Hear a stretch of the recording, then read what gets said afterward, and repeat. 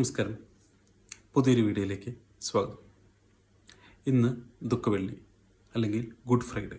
Good Friday എങ്ങനെ ദുഃഖവെള്ളിയായതെന്ന് നമുക്ക് നോക്കാം. ലോകരക്ഷയ്ക്കായി പിറവിയെടുത്ത യേശു ക്രിസ്തു കാൽവരി കുന്നിൽ വെച്ച് ജീവൻ വെടിഞ്ഞതിൻ്റെ ഓർമ്മയ്ക്കായിട്ടാണ് ദുഃഖവെള്ളി ആചരിക്കുന്നത്. മനുഷ്യരുടെ പാപങ്ങളെല്ലാം സ്വയം ഏറ്റെടുത്ത് യേശു ക്രിസ്തു മുൾക്കിരീടം ചൂടുകയും ചാട്ടവാറടി ഏൽക്കുകയും സ്വയം കുരിശു ചുമക്കുകയും ചെയ്തിരുന്നു.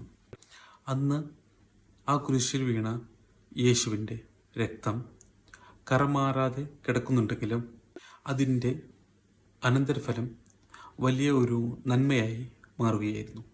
യേശു ജീവൻ വെടിഞ്ഞ ആ ദിവസം ഇംഗ്ലീഷിൽ ഗുഡ് ഫ്രൈഡേ അല്ലെങ്കിൽ നല്ല വെള്ളി എന്നറിയപ്പെട്ടു.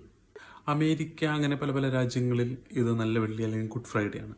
നമുക്കും ജർമ്മനിക്കാർക്കും ഈ ദിവസം ദുഃഖവെള്ളിയാണ്, ഗുഡ് ഫ്രൈഡേ അല്ല.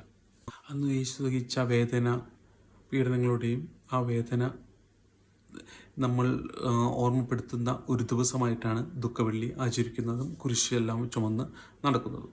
പാപത്തിന് മേൽ നന്മ വിജയിച്ച ദിനം എന്നും കൂടി ദുഃഖവെള്ളിയെ ക്രൈസ്തവർ പറഞ്ഞാചരിക്കുന്നുണ്ട്. ഇതാണ് ദുഃഖവെള്ളിയെക്കുറിച്ച് എനിക്ക് അറിയുന്ന ചില കാര്യങ്ങൾ. എല്ലാവർക്കും നന്ദി, നമസ്കാരം.